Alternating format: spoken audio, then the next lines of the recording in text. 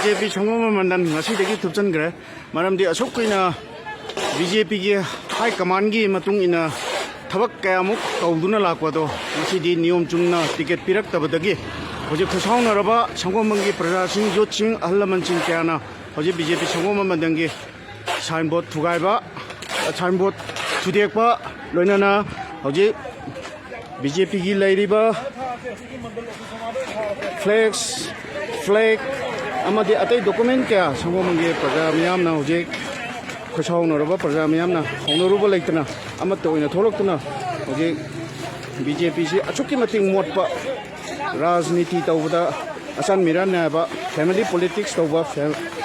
ꯗꯣꯜ ꯑꯃ ꯑꯣꯏꯔꯝꯕꯒꯤꯗꯃꯛꯇ ꯈꯨꯠꯁꯥꯎꯅꯔꯕ ꯁꯪꯒꯣꯝꯕꯟ ꯄ꯭ꯔꯖꯥꯁꯤꯡꯅ ꯑꯃꯠꯇ ꯍꯧꯅꯔꯨꯕ ꯂꯩꯇꯅ ꯄꯦꯟꯗꯕ ꯀꯌꯥꯕꯨ ꯐꯣꯡꯗꯣꯛꯄ ꯑꯣꯏꯅ ꯍꯧꯖꯤꯛ BJP ꯁꯪꯒꯣꯝꯕꯟ ꯃꯟꯗꯟꯒꯤ ꯑꯣꯐꯤꯁ ꯃꯃꯥꯡꯗ ꯃꯩ ꯊꯥꯅꯕ ꯁꯦꯝ ꯁꯥꯔꯤꯕ ꯃꯌꯥꯝ ꯑꯁꯤ ꯌꯦꯡꯕꯤꯌꯨ ꯃꯁꯤ ꯇꯧꯐꯝ ꯊꯣꯛꯄ꯭ꯔ ꯌꯦꯡꯉꯣ ꯑꯁꯨꯛ ꯀꯨꯏꯅ ꯁꯪꯒꯣꯝꯕꯟ BJP ꯃꯟꯗꯜꯅ ꯍꯥꯏ ꯀꯃꯥꯟ ꯁ꯭ꯇꯦꯠꯀꯤ ꯍꯥꯏ ꯀꯃꯥꯟ ꯑꯃꯗꯤ ꯅꯦꯁꯅꯦꯜꯒꯤ ꯍꯥꯏ ꯀꯃꯥꯟ ꯀꯌꯥꯒꯤ ꯊꯧꯗꯥꯡ ꯏꯟꯗꯨꯅ ꯂꯥꯛꯄꯗꯣ ꯉꯁꯤꯗꯤ ꯑꯔꯦꯝꯕ ꯇꯥꯍꯟꯈꯤꯕꯗꯣ ꯉꯁꯤꯗꯤ ꯈꯨꯠꯁꯥꯎꯅꯔꯕ ꯄ꯭ꯔꯖꯥ ꯃꯤꯌꯥꯝꯅ ꯑꯃꯠꯇ ꯑꯣꯏꯅ ꯊꯣꯛꯂꯛꯇꯨꯅ ꯃꯌꯥꯝ ꯄꯨꯝꯅꯃꯛ ꯊꯣꯛꯂꯛꯇꯨꯅ ꯍꯧꯖꯤꯛ ꯄꯦꯟꯗꯕ ꯀꯌꯥꯕꯨ ꯐꯣꯡꯗꯣꯛꯇꯨꯅ ꯍꯧꯖꯤꯛ ꯑꯃꯠꯇ ꯑꯣꯏꯅ ꯃꯌꯥꯝꯕꯨ ꯑꯃꯠꯇ ꯑꯣꯏꯅ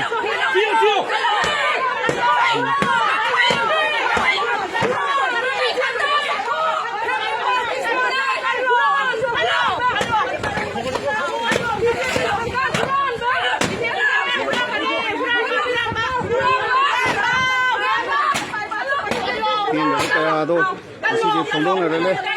ꯍꯧꯖꯤꯛ ꯁꯪꯒꯣꯝꯕꯟ ꯀꯦꯟꯗ꯭ꯔ ꯃꯩ ꯍꯧꯅ ꯆꯥꯛꯄꯒꯤ ꯐꯤꯕꯝꯗ ꯂꯥꯛꯑꯦ ꯍꯧꯖꯤꯛ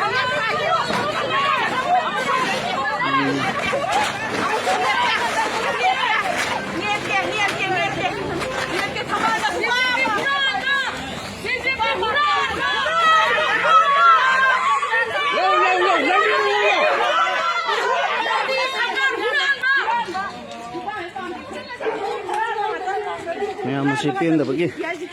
ꯈꯨꯠꯁꯥꯎꯅꯔꯕ ꯃꯌꯥꯝꯅ ꯍꯧꯖꯤꯛꯃꯛꯇꯗꯁꯨ ꯍꯥꯏ ꯀꯃꯥꯟꯒꯤ ꯃꯇꯨꯡ ꯏꯟꯅ ꯍꯧꯖꯤꯛ ꯃꯟ ꯀꯤ ꯕꯥꯠ ꯇꯥꯕ ꯂꯣꯏꯕꯗ ꯉꯥꯏꯔꯤꯕꯅꯤ ꯑꯁꯨꯛ ꯐꯦꯃꯤꯂꯤ ꯄꯣꯂꯤꯇꯤꯛꯁ ꯌꯥꯗꯦ ꯍꯥꯏꯕ ꯀꯔꯞꯁꯟ ꯇꯧꯗꯦ ꯍꯥꯏꯕ ꯁꯤꯕꯨ ꯃꯌꯥꯝ ꯊꯥꯖꯕꯤꯔꯤꯕ꯭ꯔꯥ ꯌꯦꯡꯕꯤꯌꯨ ꯃꯃꯥꯡꯗꯁꯨ ꯁꯤꯒꯨꯝꯕ ꯀꯌꯥ ꯊꯣꯛꯈ꯭ꯔꯕꯅꯤ